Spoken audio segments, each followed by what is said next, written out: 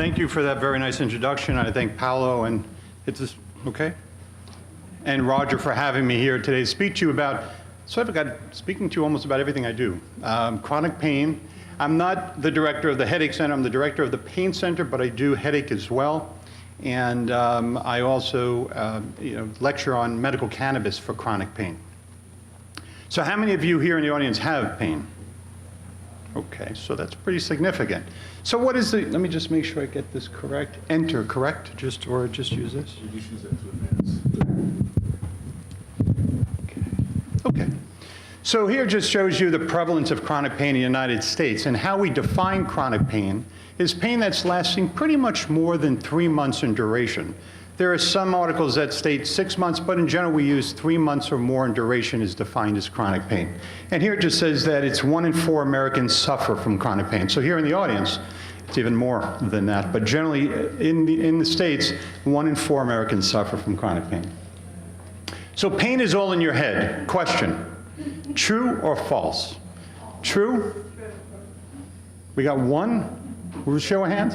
False. Show of hands. Okay. Well, it's true. You need a brain to perceive pain, so it has to be in your head. So that's what I always tell patients. It is in your head. You have to have a brain, a cortex, to be able to perceive the pain. And all pain, when we talk about chronic pain, it has a psychological component. What I tell patients is that if you're not depressed or anxious over having this chronic pain, then there's something wrong with you. Okay, so in general, you have to have that psychological component, and you have to be aware of that. So we treat it not just simply as giving a medication, as doing some procedure. We also look at it from a psychological component. So there needs to be a multidisciplinary approach when we're treating patients with chronic pain. It's not just simply giving a medication or doing an injection, or sometimes just simply doing surgery. It's a matter of a multidisciplinary approach. So let's just show up with a little bit of anatomy, and I don't want to get this too intricate. It's just trying to show you that if you look at the palm of the hand, I don't know if I have a pointer, but the palm of the hand on your left, the palm of the hand, and say all of a sudden there's a stimulus that causes a sensation. Where does it go? Well, it's transmitted through certain fibers. They're the C fibers and the A delta fibers. And where do they go? And we're just simply going into this. So it's just a simple understanding. They go into the spinal cord, and then they go up into a tract called the spinal thalamic tract, and they go up to the cortex. But where else do they go? And I try to tell my patients this so they fully understand it. They go to some other areas in the brain called the limbic forebrain. Why is that important? Because the limbic forebrain is important for what? Depression, anxiety, being pissed off that I got this pain, that being angry that I've got this pain. So there is truly a neuroanatomy for feeling this way. It's not psychological, it's real. It's a real neuroanatomical basis that you're feeling. It also, if you could look here, it's a little blurry, but lower down in the brainstem, there's an area called the reticular formation. What is that important for? Sleep. So what happens with many times with patients with chronic pain? They're hypervigilant, they can't get to sleep. So when you look at chronic pain, you're not just looking at it as you have pain, you're looking at it also as, do you have an affective component? Is there a depression, an anxiety, which is real? And there's a neuroanatomical basis for it. That there's a sleep disorder, there is also a neuroanatomical basis for having it. So let's just say what clinicians and patients should know, fact or fiction.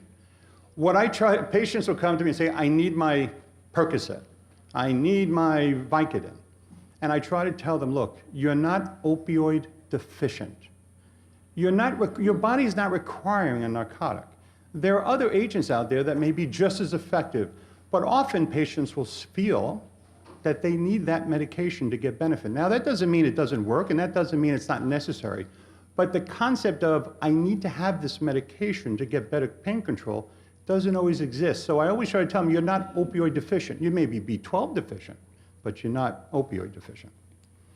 There was a concept years ago about long-acting opiates, so we're talking about medications like OxyContin, MS-Contin, long-acting versions of drugs that are short-acting. So the long-acting was better than the short-acting. What's been shown is that that's probably not true. that in the end, it's probably better to be maintained on a short-acting agent unless you're requiring a high-dose amount. The concept was always addiction is rare. This is back in the 90s. Addiction is rare. Well, we don't know how rare it is, and it's probably not as rare as we thought. So again, it's sort of a misconception. Equianalgesic dosing. Okay, if I take a pill that's morphine, and it happens to be, and I'm just making up the dose, 10 milligrams, it's equal to changing it to oxycodone, 10 milligrams. No, that's not the case, and I'll touch upon that a little bit later. Anti-inflammatories are shown to be safe and effective for chronic pain. There was just a recent article out looking at non-steroidal anti-inflammatories for chronic pain, and there's really not great evidence that it works for chronic pain. And there is dangers to taking anti-inflammatories, kidney problems, GI, bleeding. There are a host of things that could be a negative effect. Many times patients say antidepressants. No, I'm not depressed. So don't give me that drug that's an antidepressant.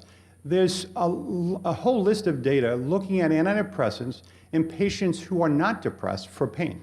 So they selected out patients who were not depressed by doing some studies, and then they put them in the study and put them on antidepressants for chronic pain and found it to be very effective for chronic pain. I have tried everything and nothing works. This is something that we get often, especially when patients come in with chronic pain. I tried everything, doc, nothing works. What we typically do in that case is let's look back and start all over. And we'll start even with medications that you may have tried because maybe you tried it for one day and it didn't work. Maybe you tried the drug for 1 week and it didn't work. So that's why we have to reevaluate that. I am not a primary care doctor, so I don't need to follow the CDC guidelines. Everybody know what the CDC guidelines are? Has everyone read the CDC guidelines? Okay. Just remember, now we're not talking about the patient, but we're talking about the physician. If you're in the courtroom, you will automatically become a PCP. You could be a neurosurgeon. You will be a primary care doc when they say, did you follow those CDC guidelines? And I'll touch upon that at the end of the talk. So when we look at pain and we have a patient coming in, we look at it, is it sort of a nociceptive pain or a neuropathic pain? Or it could be mixed, which is quite common too. So nociceptive pain is what? You put your hand and you touch fire. You agitate these nociceptors that are at the tips of your fingers, for example, right? And you remove your hand from that, right? That's a very positive thing, to have that, to have those nociceptors there so that it actually is adaptive. It helps you so you don't burn your hand. And there are patients who have persistent nociceptive pain. For example, osteoarthritis, bone cancer, musculoskeletal pain, which we see this in Chiari patients too. And they typically will respond to an anti-inflammatory because nociceptors in the periphery release prostaglandins. And what is an anti-inflammatory? It's an anti-prostaglandin drug. You have, on the other hand, neuropathic pain. This is pain that's sort of described as, doc, I don't know how to describe it. And you almost look at it as, the physicians will often say, wait, this is weird. How does the patient not know how to describe it? That's very typical with neuropathic pain.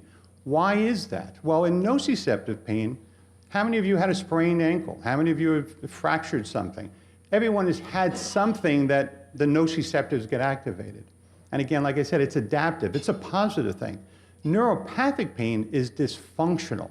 There is no one that could tell me why you need to develop neuropathic pain. It is a dysfunctional pain of the nerve. And you don't get that often, so the brain doesn't have a memory of that. And what ends up happening? You don't have that history to say, I don't know how to describe that. But it's usually described as burning, odd, my feet feel very fat or thick, or my face feels thick and it's swollen. Can't you see that, doc? No, I can't, but it's your perception. And it's a real, in a sense, perception.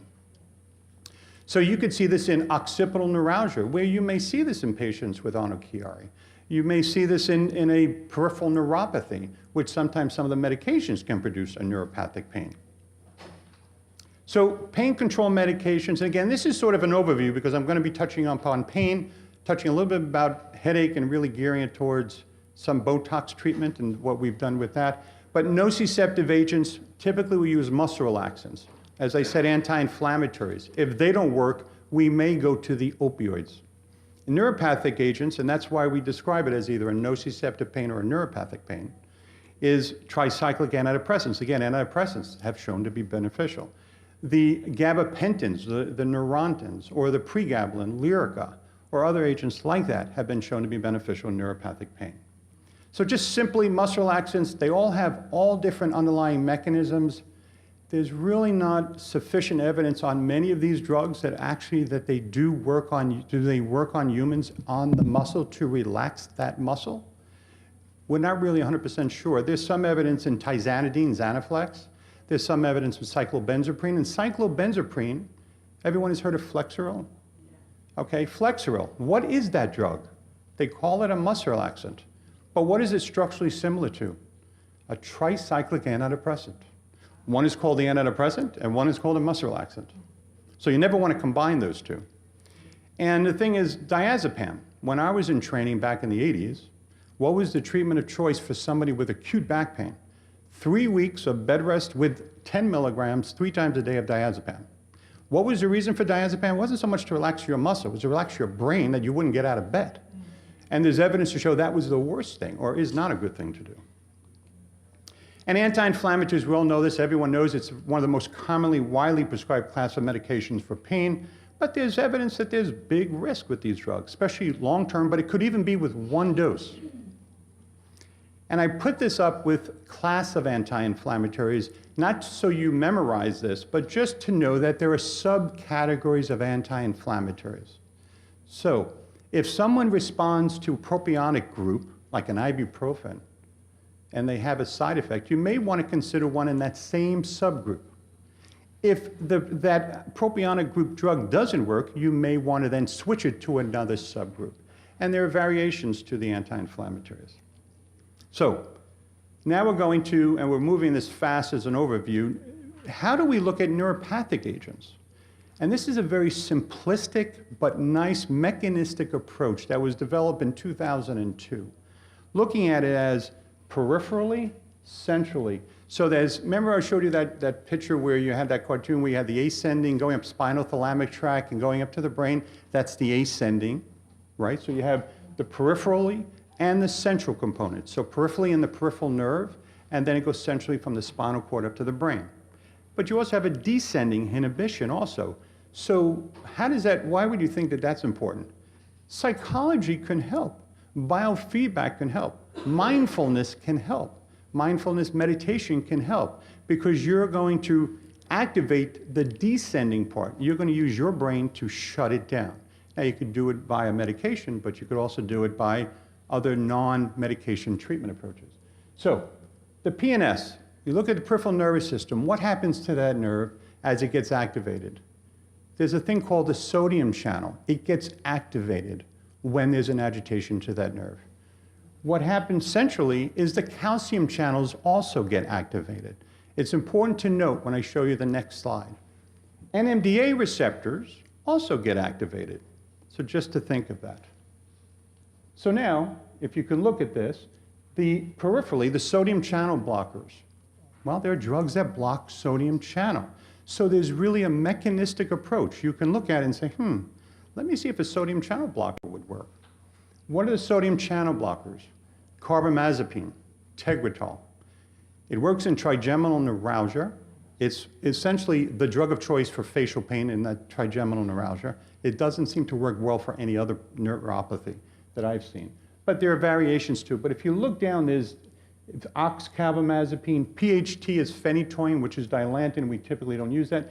What's important to know is TCA, tricyclic antidepressants, work on the sodium channel. So nortriptyline, Pamelor, amitriptyline, Elevil, work on the sodium channel. That's why that group of drug, the tricyclic antidepressants, seem to work better in pain compared to the SSRIs like Zoloft, Prozac, Paxil. They don't seem to work as well because they're not working on that sodium channel. Also down below you see mexilotine and lidocaine. Lidocaine, the lidoderm patch. Sometimes local injections, and then with patients with Chiari, they often will have musculoskeletal problems, their muscle, and injection of a lidocaine may actually prove to be beneficial with these patients. Now, central sensitization, calcium channels, what are those drugs? Gabapentin is a calcium channel modulator. Pregabalin is a calcium channel modulator. You know, gabapentin, the reason why they came up with that name, everyone knows why gabapentin and pregabalin. It was thought that GABA was responsible for this problem, that the GABA interneuron, the neurotransmitter, that was responsible. They found out after they made the name that it didn't. So they kept the name. So it's a false name, but that's still kept. If you look at NMDA, remember I said they get activated. Ketamine, we do use it topically still, somewhat beneficial, could be topically applied. Dextromethorphan, where do we see that? Cough syrup. There was some studies looking at it, using cough syrup at higher doses to see if there was benefit. Not really that well. Dolophine, anyone know what dolophine is? Huh? Dopamine? No, dolo is what? Dolor, right, pain. Phin is end. Methadone. Methadone was intended for it, and there's thought to be that there may be an NMDA antagonist effect. And if you look at it from the descending part, you see the TCA again up there, tricyclic antidepressant. So it works as a sodium channel blocker and as a descending inhibition on the norepinephrine and serotonin pathway. All right, you see the SSRIs there now too. So it does work a little bit, but the TCAs have a combination effect, so they're probably better. The SNRIs, duloxetine, Cymbalta, venlafaxine, Effexor. And tramadol is thought too to may have some benefit, Ultram, Ultracet, and the opiates. And they're not working on the serotonin part or the norepinephrine part, they're working on the mu-opioid receptor part. So if we look at the opiates, I mean, they're what they call the naturally occurring ones, morphine and codeine. They're naturally occurring. The name codeine came from the name of, it's the head of the poppy seed. It's sort of the name is Kodaka, I think, or something. So it was named after the head of the poppy seed, codeine. Hydromorphone, everyone knows what that is? Dilaudid. Where did that name come from? Do you know what laud means? To praise. Dilaudid, so you felt like you were being praised when you were taking Dilaudid. I mean, okay, hydrocodone is what you see in Vicodin often. Oxycodone, you see that in OxyContin or Percocet. Oxymorphone, Opana, which was just, I think, taken off the market, if I'm not mistaken. Buprenorphine. Then you have the synthetic agents, too. Go down fentanyl, levorphanol, which has had a resurgence now, where we used to use it back in the 80s, 90s, but now we're using it again. And then methadone. Meperidine is no longer really being used. Meperidine is what was known as Demerol. So when we look at opiates, remember I said if you do that equianalgesic dosing, you 10 milligrams to 10 milligrams of the different drug, you don't want to think of it that way. There is a chart. It's a guideline. It's not fact, but it's a guideline to help you. If you're taking one drug, oxycodone, and they want to switch you, there is an equianalgesic dose for each of these agents. So how many of you are a little bit frightened of opioids as patients or as clinicians? Right? It's scary out there. So we'll try to see if we can scare you a little bit less, but also educate you a little bit. Now, everyone knows this gentleman. I don't mean to, OxyContin, Rush Limbaugh. I just liked it because his name was Rush. But just as simple bullet points of definitions. Dependency. It's different than addiction, all right? So dependency means that if you stop the drug, you go through withdrawal. How many of you see blood pressure patients, high blood pressure patients that are on antihypertensives, or diabetic patients that are on medications? If you stop it, they're going to go through their own withdrawal.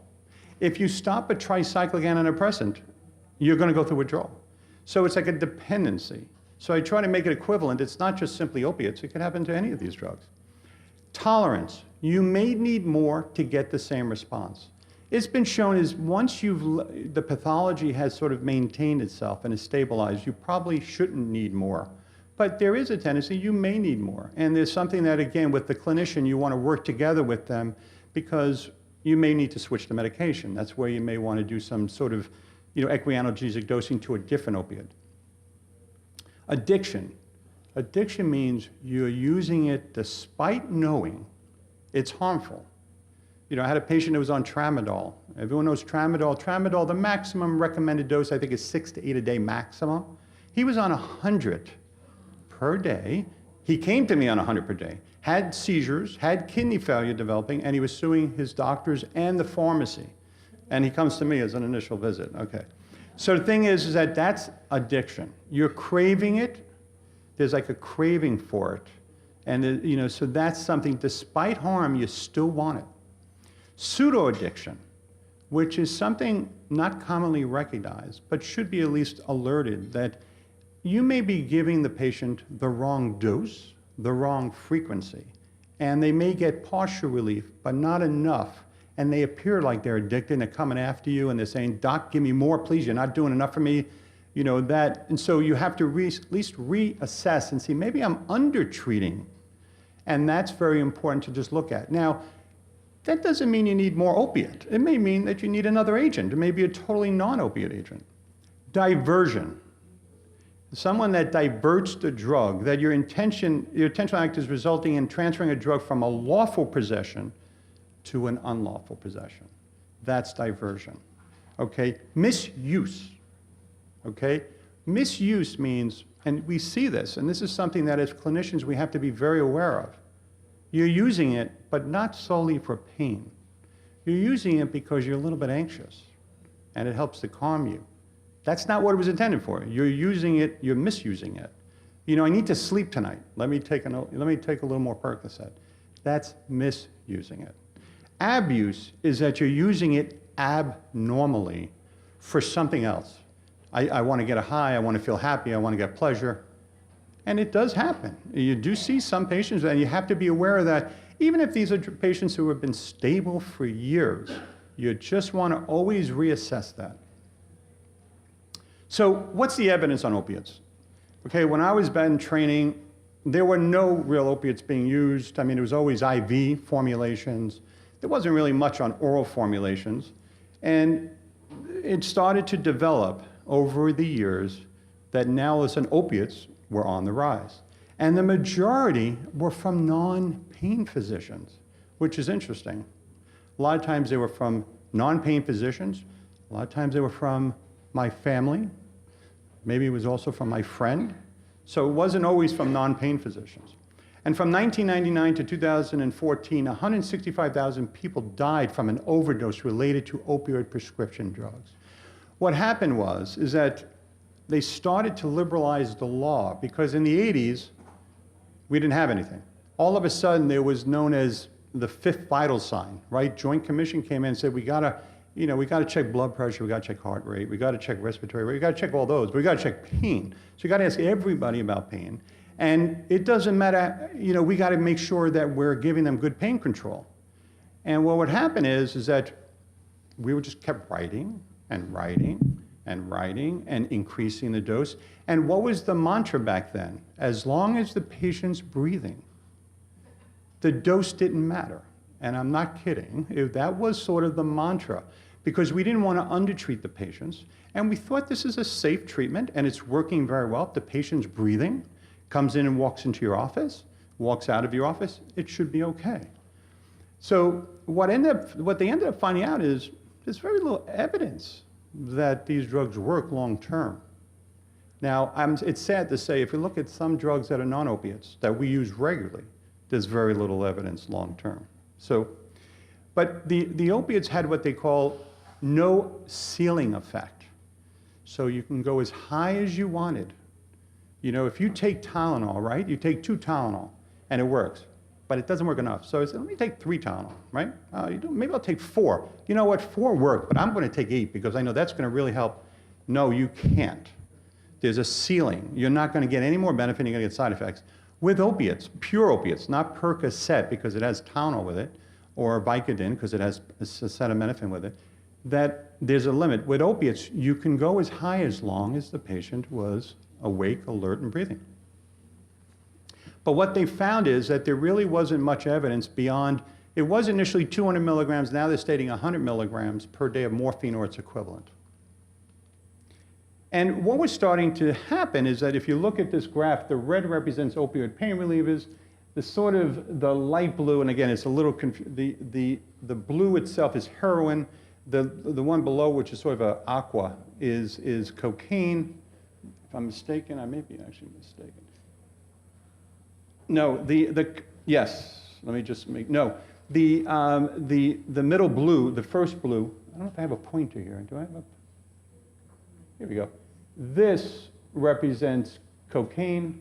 this represents heroin, and this represents, it's not a flat line, but it represents cannabis.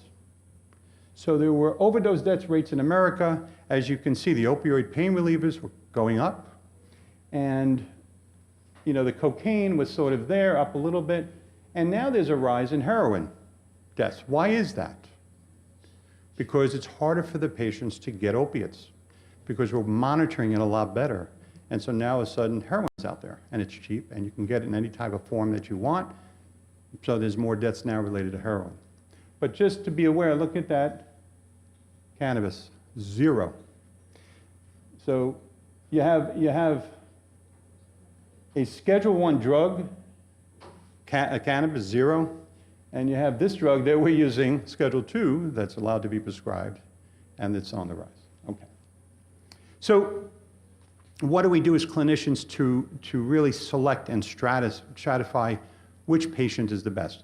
You have to do simply a history, right? A history. I'm not going to go over what you need to do, but a history and an examination. You have to have that documented. And you have to have some assessment on the risk of abuse. And we'll touch upon that.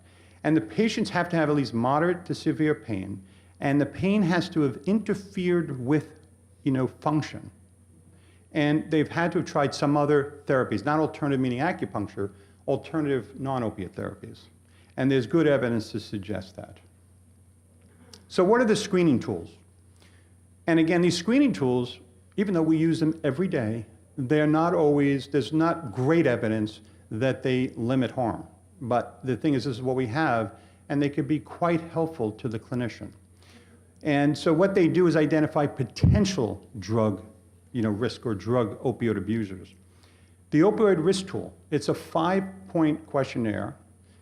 You give it once, because once they've got it once, they'll know that question the second time around. So it's a one-time deal.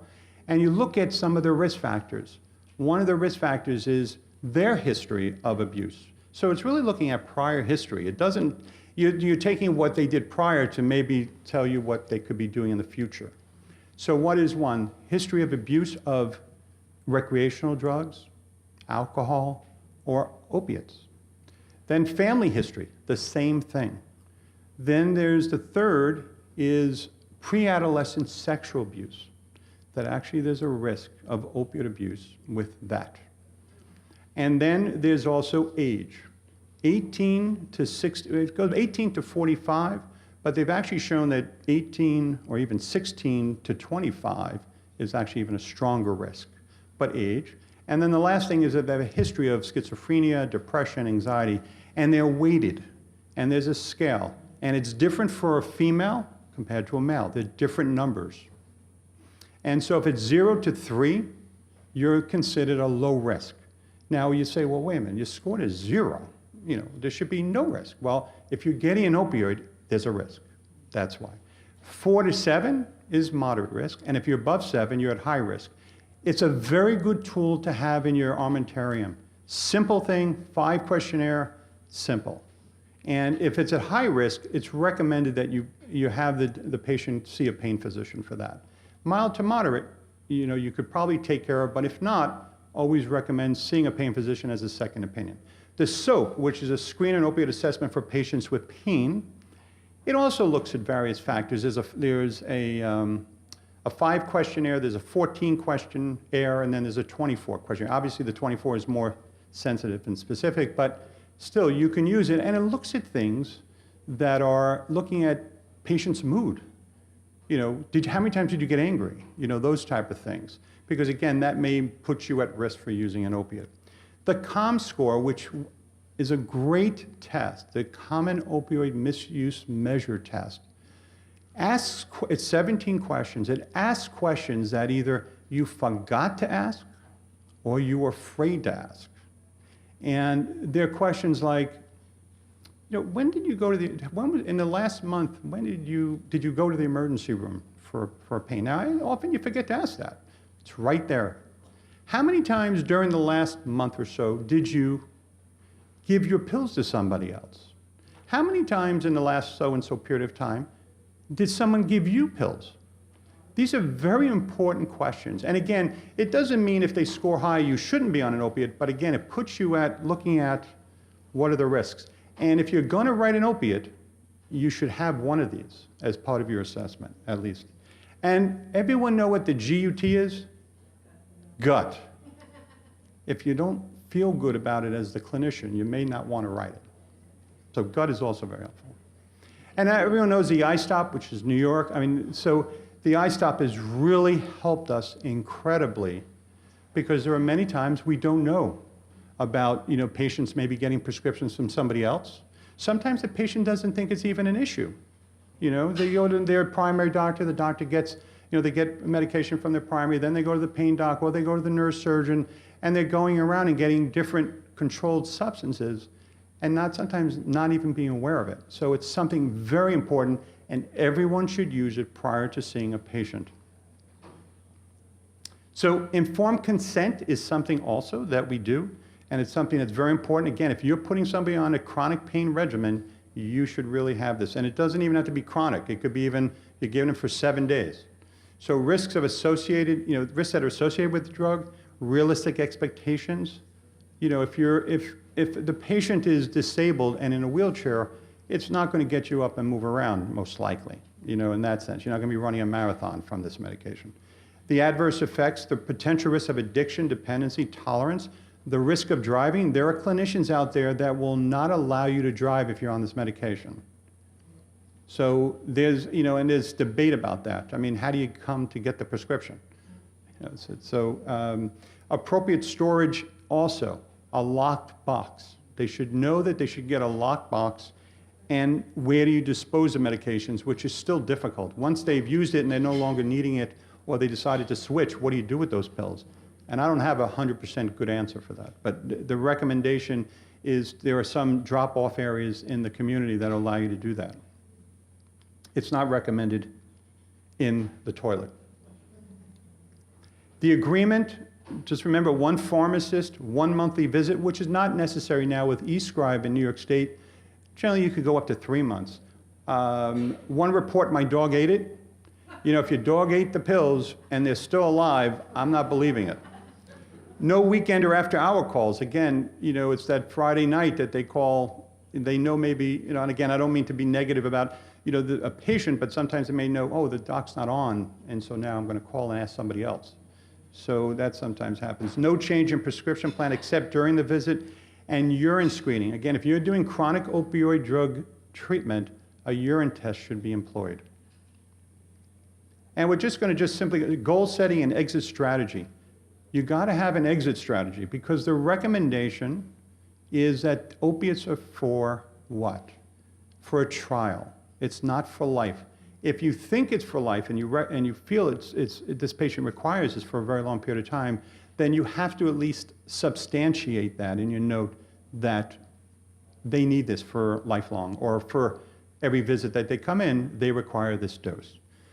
So reasonable expectations, pain relief function, you want to check for depression, anxiety. Opiates can cause or lead to depression, so you're going to be aware of that. It could lead to sleep disturbance. The combination with benzos, which the CDC Guidelines talks about, is something that you should not have a patient on a benzo and an opiate, like a Valium or whatever it is that Klonopin, unless you document why. If you document why and you say, look, this is why I'm doing it, you have a better case before you. And establish a timeline, like I said, an opioid trial. We're going to start this, but we're going to finish it too. This is the beginning and there's going to be an end. There are some cases where there'll never be an end. But again, you want to have that exit strategy. And the appropriate follow-up, the 4 A's. I hate when I put that up there because then I got to remember the 4 A's. Because I always remember the 3rd A and they go, all right, what's the what? But what's 1A? Analgesia. Right, so what's this? Is it 1 out of 10, 2 out of 10, 3 out of 10, a numerical scale? Right, what's another one? Adverse effects. Right, so are they developing adverse effects? This should be in your chart. What's another one? ADLs. Are they functioning? And are they describing or presenting with some aberrant behavior, some abnormal behavior that they're coming in sooner? They're losing their script, they're losing their pills, the pharmacist lost the script. They're coming up with these types of things you want to be careful of. But the essentials, and this is the CDC guidelines, non-opioid therapy is preferred to start. Okay, now if you deem it necessary that they should be on an opiate day one, just document why you think so. Opiates, when benefit outweighs the risk. Before starting an opiates, again, you want to lay out a sort of goal, a trial. Opiates should be prescribed at the lowest dose, between 50 and 90 milligrams of morphine or its equivalent. Okay, so 90 milligrams of morphine is 60 milligrams of oxycodone, just as an example. Avoid benzos with opiates unless, because there's evidence to show that there's risk of breathing cessation if you use the combination. Reevaluate every 1 to 3 months and review the IStop. There are other things that can be done. You know, we're not going to go into this so much, but trigger point injections, people that have, especially with Chiari, pre-surgery, post-surgery, they'll have musculoskeletal pain, often trigger points with a local anesthetic and a little bit of steroid sometimes, a little maybe not, can be quite beneficial. Even just dry needling, even acupuncture could be of benefit. Epidural steroid injections, the evidence is sort of, we do it, patients respond, but if you look in the literature, it's questionable. And the same thing with spinal cord stimulation. There's evidence to show it's better with radicular pain, but there's also evidence now better that maybe even for axial pain. Okay, so I don't know what time I got, but we're going to just skip to headache. It's just sort of this overview. So there's the International Headache Society criteria for headache. There's secondary headaches, symptoms that are secondary to another disease that we know, or primary headache, okay? So primary headaches, it's called benign, but a lot of patients with primary headaches are quite dysfunctional. I'll touch upon that on one slide later. Migraine, migraine without aura, migraine with aura, most commonly is migraine without aura. The reason why I bring this up is because patients will often have, you know, they may not have migraine, right? They come in with Chiari, they're having these headaches. And so what we try to do with these Chiari patients is often try to figure out what kind of headache do you have that sounds like a benign headache, like a primary headache. So if you have features that are like a migraine, you're going to be treated by us as a migraine sufferer with Chiari. Now, obviously, if you have Chiari that needs surgery, we're talking mostly post-surgery, that maybe now you're still having headaches, the surgery's been done, you've been treated, but now how are we going to treat you from a headache perspective? We'll look at, does it sound like a tension headache? Does it sound like a migraine headache? Migraine is often a few times, you know, by the criteria, you have to have at least 5 headache attacks in your lifetime. You don't have to have a family history, but it's commonly in family. It's unilateral, throbbing, but many patients will have bilateral headaches. And is also associated with nausea or vomiting. If you don't have nausea or vomiting by the strict criteria of headache, you know, migraine classification, you have to have light sensitivity and sound sensitivity. Now, what does that mean? Patients will say, oh, I don't have light sensitivity, sound sensitivity. Okay, so you're having a headache. Do you prefer to be in a light room at a disco, or you know, the lights? No, I'd rather be away from that. Okay, light sensitivity. Would you rather be with your children that are screaming at you because you're not doing enough for them? That's sound sensitivity. So you got it already. You don't need nausea or vomiting. So it's very real, because people sort of think migraine has to be, I'm sick in bed, you know, with the door closed. No, it doesn't have vomiting all over the place. Doesn't have to be. And then there's tension type headache, and tension type headache is sort of evolving into probably a mild migraine. Just a quick side. Everyone know where the term tension headache came from? Right, because it sort of assumes it's all in your head tension. They've actually found that there's more tension in a migrainer than there is in a tension headache sufferer muscle, right? But what happened was there was a drug company that got together with a hospital, and they said, let's get a drug together for our headache patients. And they put these 3 ingredients together and said, let's present it to the FDA to get it approved. The FDA said, there's no way in heck you're getting this approved. And the reason why was because one of the components was butalbital. Okay, butalbital is not to be recommended, they said. So what did the hospital and the drug companies say? Well, we invested all this time and money. What are we going to do? So what we're going to do is, what are barbiturates used for? They're used to relieve tension. So why don't we classify tension headache? Tension headache, FDA got it approved. So the drug is Furicet, and that drug was from Montefiore. So just so you know, that's where the term came from. Cluster headaches, you often see this in men more than women. But I don't think, in general, I don't see that often in patients presenting with on a Chiari. Chronic daily headache and chronic migraine. This is something that we see quite often. Chronic migraine is defined as you have to have at least 15 or more headache days per month. It has to be more than 3 months duration. And each of the headaches have to be at least greater than 4 hours in duration. Out of those 15 or more headache days a month, 8 of them have to be migraine. So that's, and we've had Chiari patients that fit that perfectly and get Botox as treatment. Because the only FDA-approved drug for chronic migraine is botulinum toxin. Secondary headaches, and what is benign, I mean, you could get like a flu-like symptom, get a headache, and it goes away, and it can be more serious. So I know it was discussed, it's discussed next door, and maybe it was discussed even earlier today, on a Chiari malformation headache. This is the International Headache Society's criteria for it. You know, you have to have Chiari malformation that's demonstrated, evidence of causation demonstrated by at least 2, and then this is the criteria that is listed for a Chiari headache. Often these headaches are short-lived. They're often suboccipital. They're often associated with coughing may make it worse, movement may make it worse. And the headache has to be associated with other symptoms or clinical signs of brainstem, cerebellar, low cranial nerve, or cervical spinal cord dysfunction. And the caveat at the end is it's not accounted for by any other diagnosis. So if somebody presents with headache, this is a simple mnemonic called SNOOP.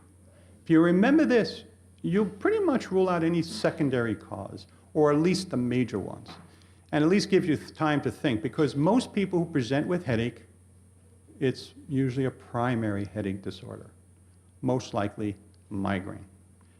Okay, if they present to the doctor's office, it's most likely migraine. Systemic, so if a patient has fever, weight loss, and a headache, it's probably not migraine unless they're vomiting excessively, and but that's not common. Neurologic, that they're having focal weakness, numbness, or some brainstem complaint, and this is something that you could see with Chiari patients. And so now you could see it with migraine with aura. They'll maybe have weakness, or they'll have tingling sensation on one side. But again, thinking of it as the first thing, could this be a secondary headache? Onset sudden. Now, a lot of times patients will come in to the office and they'll tell you that it started slowly and then it built up. And now it's severe. But it's onset sudden within 1 minute is usually something that you got to think it could be something else, like a subarachnoid hemorrhage.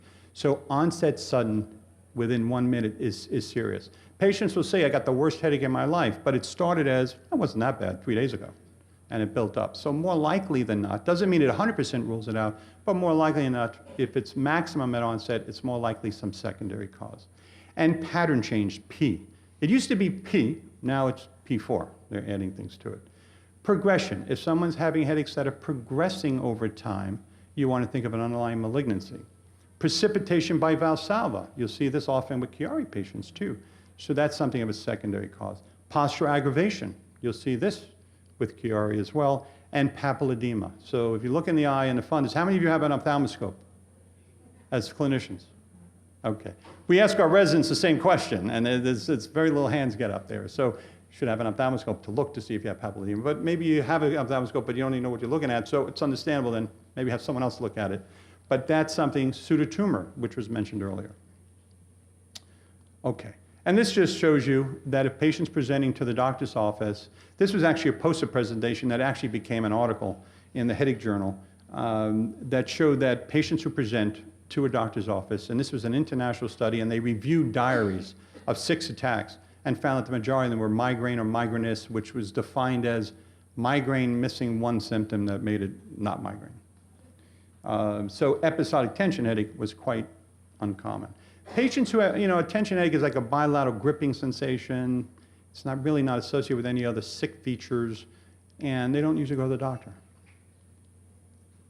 And here just represents prevalence of migraine, 25 to 55 years of age.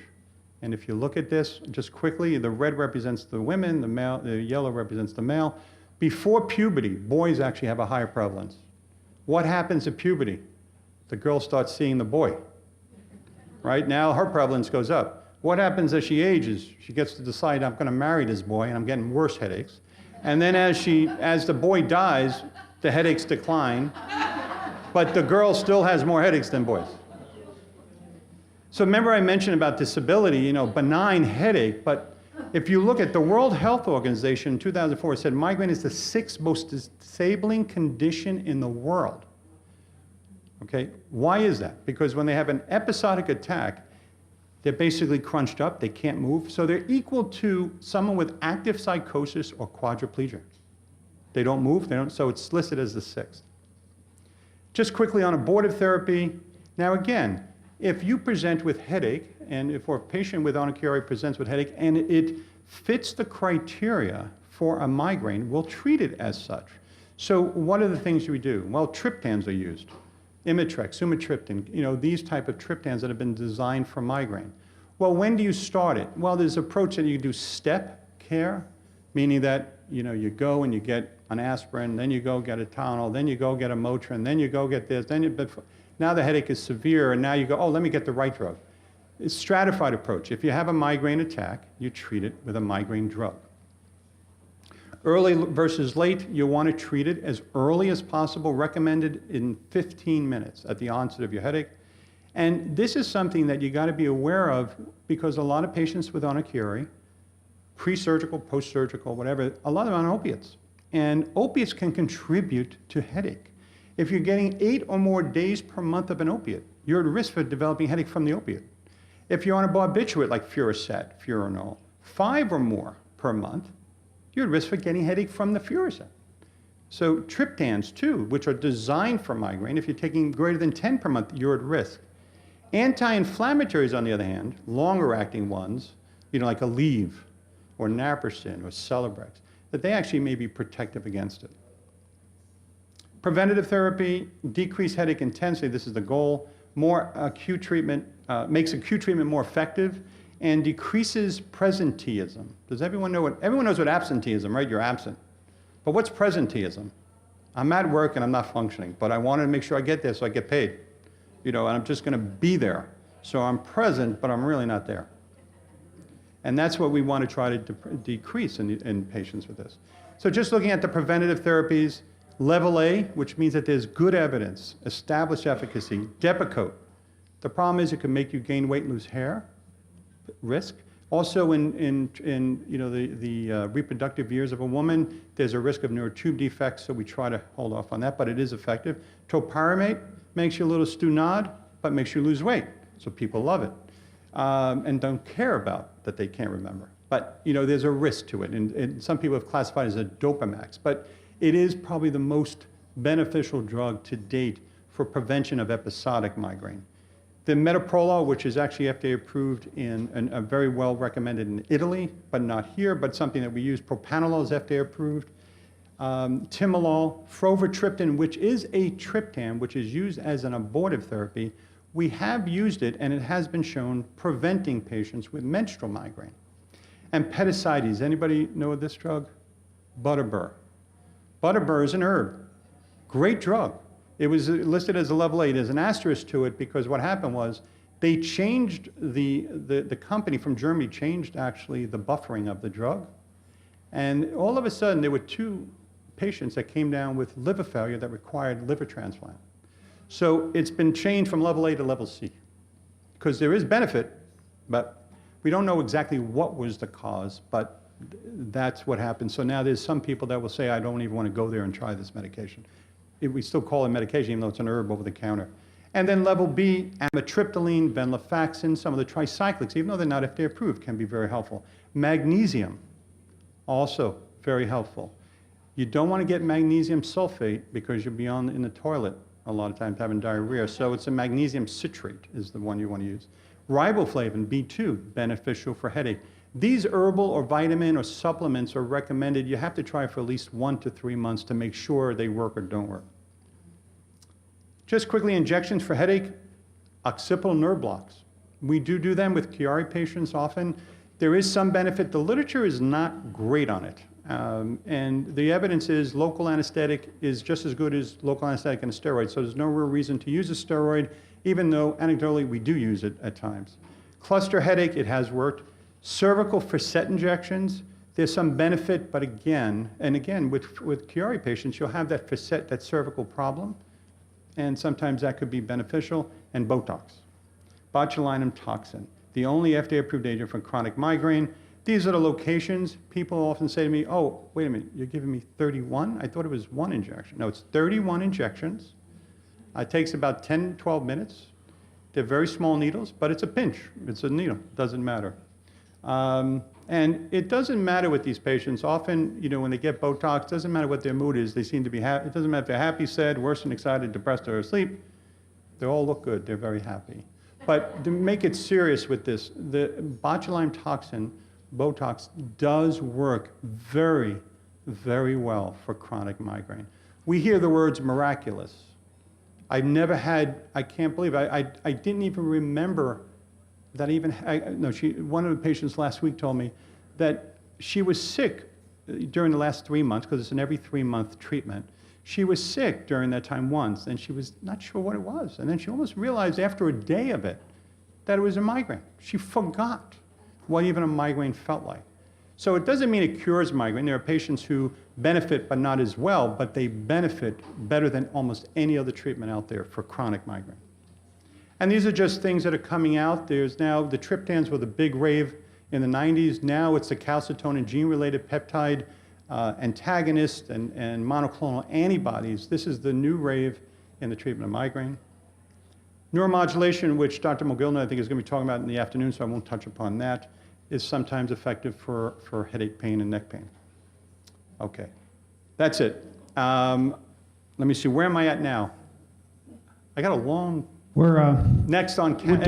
Any questions? We're doing great. I think we'll take, I think because there's so much interest in this, and you've done such an excellent job of covering extremely difficult area and very pertinent to the patients and the physicians here. I think we haven't gotten any email questions, but I think we should open it up to the floor for questions. Dr. Manisi's keynote speech is going to start about 10:45, but we're going to keep this room open, and anybody that wants to hear about the syringomyelia can go next door and hear that. But I think everybody, including myself, wants to hear about the medical marijuana, and since we have the privilege of having Dr. Duarte here for another at least half an hour, 45 minutes or an hour. Well, are the brownies coming? The what? The brownies? The what? The brownies. The brownies. So anybody have any questions from the floor? And then we're going to go into the medical marijuana end of it. Any questions from the floor? How do I get Yes. Really speak loudly so I can hear you and repeat. Give her a microphone. Yeah. What you said in regards to muscle relaxers being combined with other medications? Yes. The question is, you want The question? one I think may have been the tricyclic antidepressant and the muscle relaxant flexural cyclobenzaprine, because they're structurally very, very similar, that they cause the same side effects. So what will happen is that there's a risk of urinary retention in both. So now you get, 2 drugs that may cause that. They may cause tachycardia, so you have a fast heart rate, both of them. So now you've got a potential risk of 2 drugs that can cause the same thing.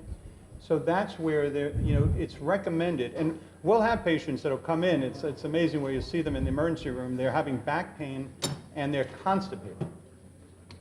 And then you go, okay, now you think of, could this be something, spinal cord, something else? And then you look at the medication list. They're on Flexeril and they're on Elavil. Well, those 2 can cause constipation.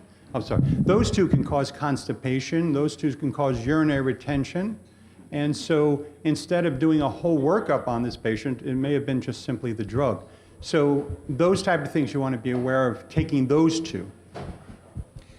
Could you say a few words about the serotonin syndrome? That comes up a little bit. Yeah, the serotonin syndrome, and this is something that comes up mostly with pharmacists, that they'll call us. When we used to be able to write a prescription, we used to be able to write, don't call us. We understand it's not a risk. That, if you're giving a drug that may have too much serotonergic activity, there's a risk of what's called a serotonergic syndrome, which is quite disabling and severe. But when we have a show of hands of 200, 300 headache docs in the audience, how many of you have seen serotonin syndrome? It's nobody almost essentially raises their hand. And what is, it's a combination of them, of the drugs. So for instance, if you give somebody if they're on an SSRI, for instance, which is pure serotonin drug, and like a Zoloft or a Paxil Prozac, and you give them an Imitrex or sumatriptan, or you give them any other triptan that works on serotonin, the fear is that there could be a risk of serotonin syndrome. And so, but with triptans, you only give it to them PRN as needed, so they're not taking it off enough to do that. But generally, if you're on a preventative that, or some preventive for pain or headache, and you're on 2 medications that are pure serotonergic drugs, there's a risk. And then that's where we may want to say, no, we're not going to have you on both of those.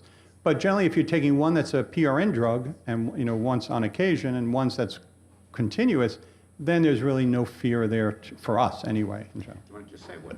Yeah. What the serotonin syndrome is? How do you recognize it's a it as high a amount. They physician? become hyper vigilant, they're hyper alert, their reflexes are brisk, they can die. I mean, it's a very severe risk in patients with this syndrome, but it's something that we don't see. So they become very tachycardic, like I said, they become very active and very, to the point of death. Yeah. Have you ever had somebody have to develop a rash at the injection sites of the Botox? None that I've had, no. I have not had anyone develop a rash that I know of. I have a picture here, I'd like you to look. Okay. But there's always a risk when you're giving an injection of anything, but generally, no. I've not seen it, and it's not been, it's the greatest risk of using botulinum toxin for headache is, number 1 side effect is headache. Number 2 side effect is neck pain. So, but the risk in the literature is 9% neck pain and 5% headache. The thing is, it's usually transient. It's usually for a few days if it happens, up to a week. And part of it is because of injecting 31 sites. And the other used to be, we used to inject lower down into the neck. And that showed that if you inject it into the muscle in the neck, you actually may cause a subtle weakness that will end up causing headache and neck pain. We don't try to go into the muscle when we're injecting with Botox, except in the front. And the reason for the front is because cosmetically, we want to make sure that it looks good. Yeah? Could you touch on a little bit the post-decompression surgery, headaches and Botox? Yeah, the only, Repeat the question? No, for just- decompression surgery. Just repeat the question for the recording. Yeah, the question is about how do you treat decompression surgery? You're talking about post-decompression surgery. Right, and Botox, the general rule is that, again, you have to fulfill the criteria for chronic migraine. And the sense is, and again, there's some debate out there. There's some people that would say, if it's not simple chronic migraine, we're not doing it. There are others, and I'm part of that group, that says, look, if it sounds like a chronic migraine, even though you had the post-decompression surgery, we're going to treat you, and we're going to document that you have chronic migraine. Most times, patients with migraine features often will have a pre-existing history of migraine. So that sort of helps it as well, that if you have a pre-existing headache history, when anything you do, subsequent to that may develop your headaches more frequently than someone who never had a headache before. So example, somebody with concussion, and had a pre-existing history of migraine, they're more likely to get migraine after. Someone with a brain tumor who had a pre-existing headache history are more likely to have headaches after than ones that did not. So with decompression surgery, if they fulfill that criteria, if they don't, and they fulfill a criteria for a tension type headache, then we'll treat it as that, as a tension type headache.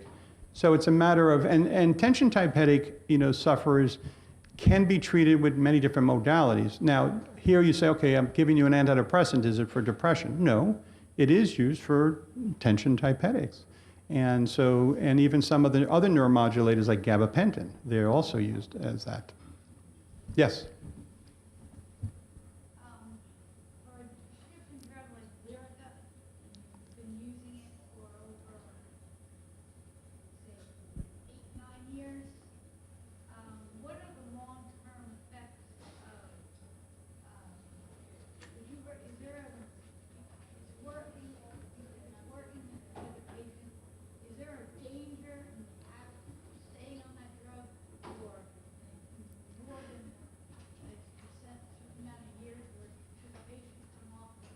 Right. I mean, that's a very good question. Is that, someone on Lyrica, can they stay on it for the rest of their life? Or at least 8 years? And this, it comes up with a lot of different medications. And, with Lyrica, again, when you look at the studies, they don't look at it, let's study this drug for 8 years. They'll look at it for 3 months, 6 months, sometimes 12 months. So they won't always look at it, down 8 years. But they take it from, okay, they looked at it for 12 months, so it most likely is safe down the line. The drug is metabolized through the kidney, not through the liver. So it's recommended solely to take kidney function tests, kidney tests, just the BUN, creatinine, to make sure that that is okay. If you develop diabetes, not from Lyrica, but you develop diabetes, then again, kidney function. If you're on anti-inflammatories in Lyrica, then again, kidney function. You always want to just monitor it, but there's not been really any evidence that I know that Lyrica long-term has caused a potential problem. But the question I had is, and I'm not to be specific, but depression, I'm abused, early abused. Uh-huh. And it's from fibromyalgia, and I'm on Lyrica, it helps, but I've noticed if the effects and the side effects change over time. I mean, can it, like, swelling, I know it can cause swelling of the hands and feet, but in the beginning when you first started, I've always wanted to find out, in the beginning, like the first patient only got prescribed for it, but after time, your system changes. Right. Right. Can side effects change? Yes, your metabolism changes as you get older. Those things change. Maybe other factors that changes in, like I said, development of other diseases that you may, God forbid, if something develops that may put you at a higher risk. So those things you always want to be aware. But if there's really very little evidence that if you take it long term, there's a risk. You always can try, again, if you're stable on it and you check kidney function, and just routine, also because you have, like you said, the risk of side effects are like leg swelling or, extremity swelling. But patients do change. As you get older, things change. And if you have more, you can have more side effects, or you may even have less side effects from the Lyrica. You may need less to get the same response. Okay, I want to encourage people to use the email address for questions. We're going to go to some of those that have been put that are quite good. Would you say something about the thoughts about how Botox works in chronic migraine, or possibly about central sensitization and how it might help in the patient's post-craniotomy? Yeah, how it works, is a good question. How does botulinum toxin work? We know how it works in muscle, and we know that it works like there's a presynaptic neuron and a postsynaptic neuron, right, to get the response. And you need a messenger, and that messenger is notably acetylcholine. And so what happens is that the Botox actually inhibits the acetylcholine to be released. Then you get relaxation of the muscle. Okay, so that's how it works on muscle. How it works on migraine is a little bit more different and not 100% clear. But what has been sort of touted as the standard, theory is that with headache, with migraine, you have a release of certain chemicals, okay? One of them is calcitonin gene-related peptide, right? I was saying the new investigational studies now, we're part of one study now that shows that you get a release of this component, calcitonin gene-related peptide. You get a release of substance P. You get a release of glutamate. These are things that are released during a migraine. What's been shown is botulinum toxin inhibits that, all three. So it's thought that it works more on the sensory component rather than the motor component. And that's why we don't inject in the muscle. The only reason why we inject in the muscle in the forehead is for cosmetic reasons. We use the muscle as a guide. So the trapezius, we're going superficially. The cervical paraspinals, superficially. We're going into the occipitalis muscles, temporalis muscles, superficially, just to get the sensory component. And that's what's thought that works. What happens is central sensitization is what's called peripheral sensitization. When you have a headache starting, it's usually starting peripherally. The nerves get agitated. Then what happens is it gets centrally active, centrally sensitized. How do you know it's centrally sensitized clinically? Well, if you notice, I don't know if anyone has headaches or has migraine headaches, if you touch your hair, it hurts. If you put a hat on, it hurts. If you wear your glasses, they hurt. That's a sign of, or symptom of, central sensitization. And so the thing is, once it becomes centrally sensitized, and this happens in migraine, but it also happens in chronic pain. And so many times the peripheral treatments don't work because it's centrally sensitized. So just an example, if you have back pain and it's centrally sensitized now, you want to do a nerve block where you're doing that peripherally, that doesn't generally work because it's already now sensitized the spinal cord and the brain. So, that's where you do see that. And with chronic migraine, it's thought too that you may develop this central sensitization and it's more difficult. That's why we urge patients early on in life, get it evaluated and get it treated so you don't develop that central sensitization. And each attack can be, could be peripheral then central, peripheral then central. But you don't want to get it where it's all of a sudden now it's chronically there and it's always central. Is there a reason to use Botox for muscle injections just for muscle relaxation? Right. It is a muscle relaxer, so it is used. It's not FDA approved, and it's often very difficult to get it approved because it's not FDA approved for that. So that's where we're injecting it, though, more into muscle because it's used for cervical dystonia. It's used for other conditions, and so muscular conditions or neuromuscular conditions. And so, yeah. I know there were times in the surgical group where, particularly in the long fusions, when patients had big decompressions or were fused down to C4 or C5, that intraoperatively or postoperatively they would inject the muscles with Botox to keep down because there was a tremendous amount of muscle spasm associated with all the screws, bone work, and that. So there's some other excellent questions here, so I just want to cover these. The other question here was, at what dose would you consider short-acting analgesics like oxycodone to be then expanded into use of longer-acting substance? I mean, how much oxycodone a day should you take and then switch to use of OxyContin? Right. Yeah, this is a topic too. First of all, I didn't touch upon this, or I may have mentioned it briefly, but just to know too that for acute pain, you're only recommended to provide 7 days. Okay, that's it, worth. So you can't get like a 30-day supply. That was a big issue because people getting 30-day supplies and then never, they're having all these pills hanging out somewhere and it was in a cabinet that some family member took. So it's the maximum is 7 days and then you have to reevaluate. So that's one. So the question is, so now the thing is, right, when do you decide to change it to an extended release? The thing is, the standard recommendation, doesn't mean it holds true every time, is that if you're on more than 4 pills per day, because what they're trying to do is limit the pills. So if you're on 4 or more pills, or more than 4 pills a day, you should be considered a candidate for a preventative, in a sense, continuous drug. The problem that comes up often is that you put them on an extended release drug and they're still taking the short-acting drug. That's not recommended either. So the thing is that it's recommended that if you're on an extended release, you get a few short-acting.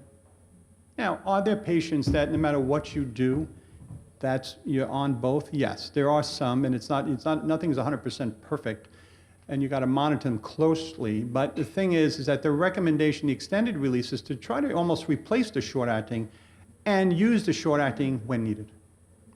So it's PRN.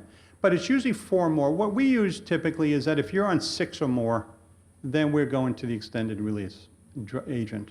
The problem with a lot of the extended release agents is that they're expensive. And so sometimes patients can't pay for them.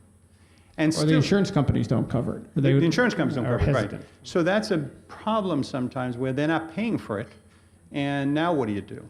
So the thing is that what's looked upon with, especially with DEA and again, we don't want to go to the legal end of it, but there is reality.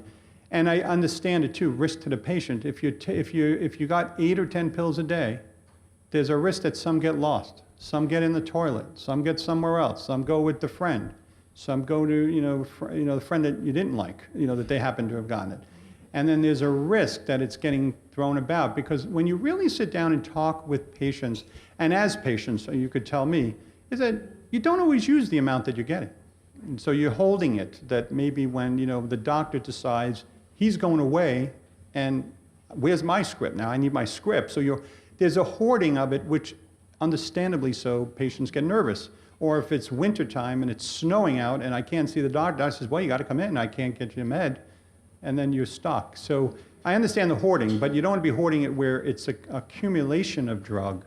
So that's why extended release is better in that regard. But overall, the CDC guidelines also still looks at try to get them on a PRN short-acting agent. Thanks. So another question is, are there any special considerations or medications you're using for pediatric chronic pain patients? Yeah, I mean, this is difficult because most of the studies are in 18 and above, and this happens with my headache and it happens in chronic pain. A lot of times they're not. There are some studies looking at it in adolescents, 12 to 17 years of age. But what we typically, I don't know what age group they're talking about, but the thing is that the dosing regimen is definitely different. It's more of milligram per kilogram as opposed to the dose. So in pediatrics, we typically will use that. We will, but medications hold. And again, you make the assessment and see. Usually in children, you're using a lesser dose. And usually in children, you're trying to also get the parents involved as well and getting, again, some of the non-drug treatment. Because you're looking at a child and saying, you don't want to be on this for the rest of your life. We want to get you off it. So you try other non-drug or at least non-opiate treatments that can be beneficial. What we found is that often with headache and even with pain, a low-dose tricyclic antidepressant can be very helpful for these kids, for neuropathic pain and for chronic migraine or headache. Yeah, I think you made that point pretty well. A lot of patients are resistant, say, well, yeah, I'm not depressed, I just need my pain medication, but these are very, and you showed those issues. I think that's helpful. Do you find any benefit from using newly available tests about how patients process medications? The Genelex, we actually were going to have a presentation by the Genelex setup, and that sort of got lost in the shuffle with the CME certification. Is the person here? No, I think they just... Huh? Oh, you have you asked that question. No, it's a very good question. I think the evidence is still questionable. We had at our annual Pain Society meeting, and you're welcome all to come to the annual Pain Society meeting. I don't want to tout it, but we have it in Westchester every year, and we have also a section for patients as well. There's a pain foundation that that we have that I think usually on a weekend, on a Sunday we have. But my point is, on the Sunday of the conference, but my point is that we had, at our last meeting, we had a debate on genetic testing. The thing is that it's still not clear. In theory, I think it's great. I think there are definitely, patients have different genetic makeup, that they metabolize the drug differently, and often they're biased. We do a urine test, we don't see the drug, you're out, or that, we start now having this interaction, well, wait a minute, you tell me you're taking it and I don't see it, and maybe they're fast metabolizers, or maybe they're slow metabolizers getting too much side effect. But I think down the line it is going to be helpful. I'm just not confident. And if you talk to many pain physicians, some do it, but I think it's still, the debate is still there. We're not sure. We don't do it yet at our center. We were going to do it, but again, after the debate and the review, we're not so comfortable yet in that. But I think it's a good start that in time it probably will be helpful, because it's gender difference, even race differences. There's got to be something to it, but it's still, I think at this point, it's still not sure. We're not sure. I think if there's some questions, about a patient seems to be unreactive to certain medications, or they're extremely sedated, or having complications with certain levels of drug, it might be and helpful. Drug interactions too. Drug interactions with other drugs. The testing is fairly expensive. I think they run $700 or $800. Yeah, it is quite expensive. And oftentimes insurance companies won't cover it, which is another problem that we have come up across.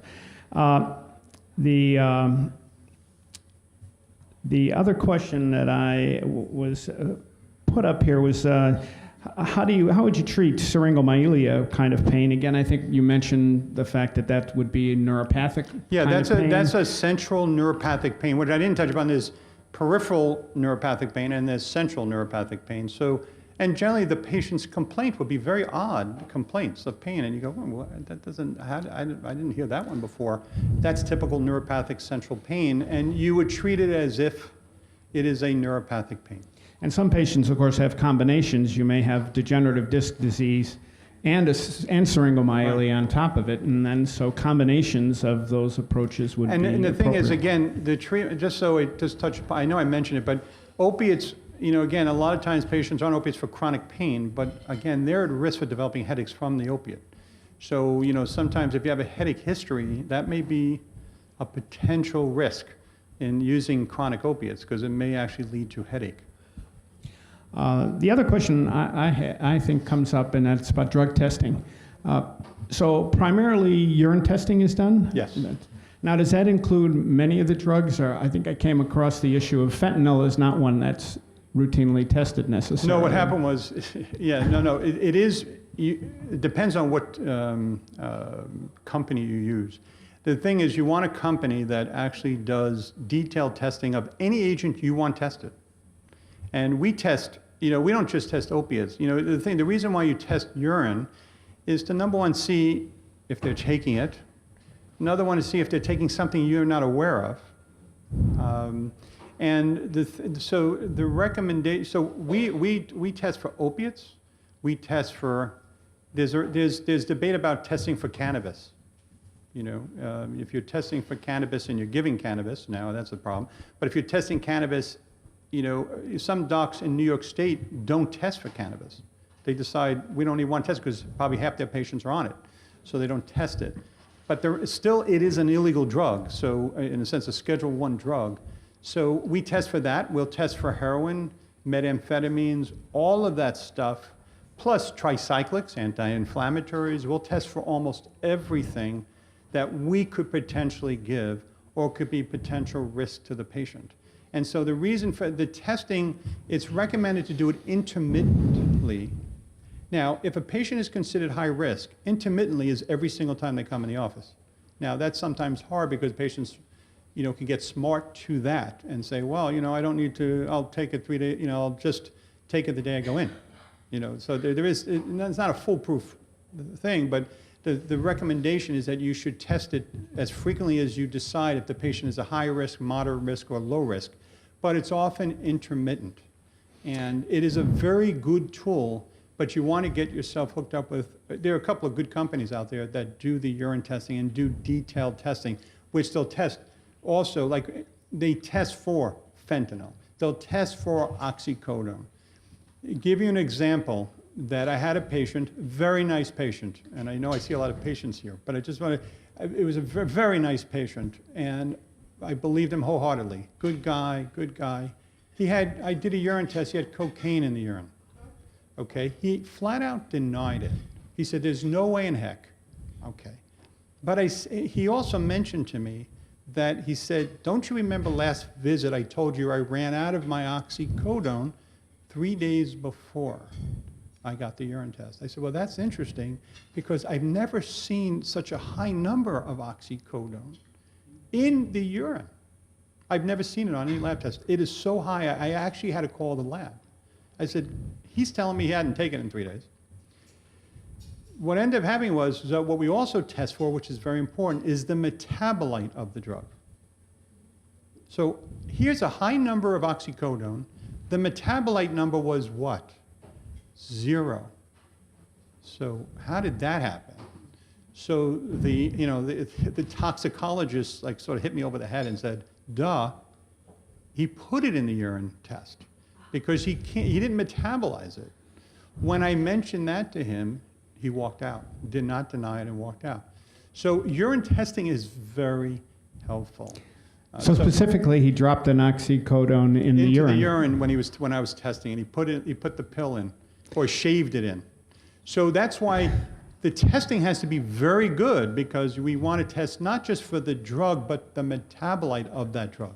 And some of the metabolites last for 7 to 10 days. Yeah, right. So they help you more. Why, you said? Yeah.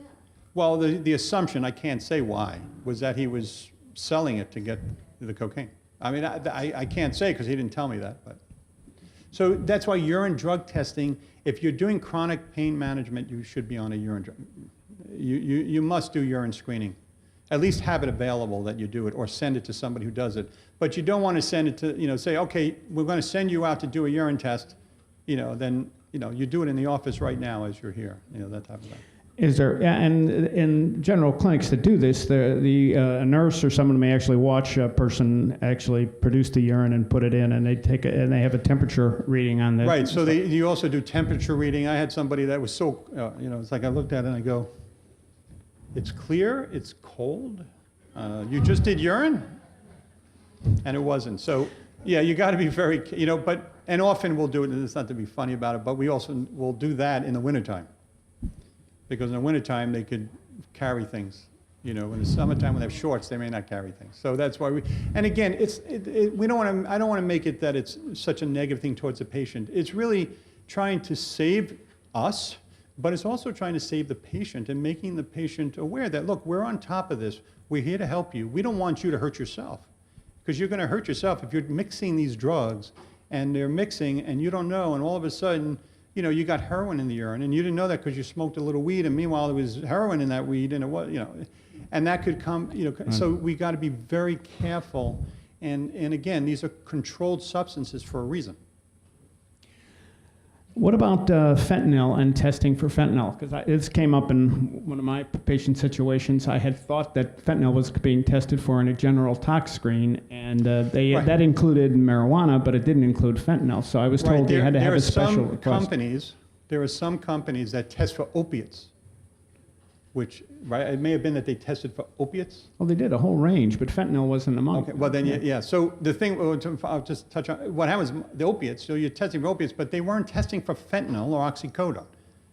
So, but I didn't know that because it was opiate. So the point is that when you're doing a urine screen, you want to have that company say, look, we're testing for fentanyl, norfentanyl, oxycodone, we're testing for every agent. And so if they don't test for it, then go to another company, because they can test for it. And so this is the last question. What's the safest anti-inflammatory drug to use? I know we're online here. I don't know. What's the safest? If the thing is that how would you decide which one to use? So which one to use? Sometimes it's based on compliance. So if a patient says to you, because sometimes patients will say, once a day cannot be the one that's going to work for me. I need something at least twice a day. So if you give them a drug that's an anti-inflammatory once a day, they're not going to take it. So the thing is that compliance is the thing. Or many times it may be, look, I only have time for one a day. Or it may be, look, I can't take 3 a day because the middle of the day I forget. So it's a matter of compliance.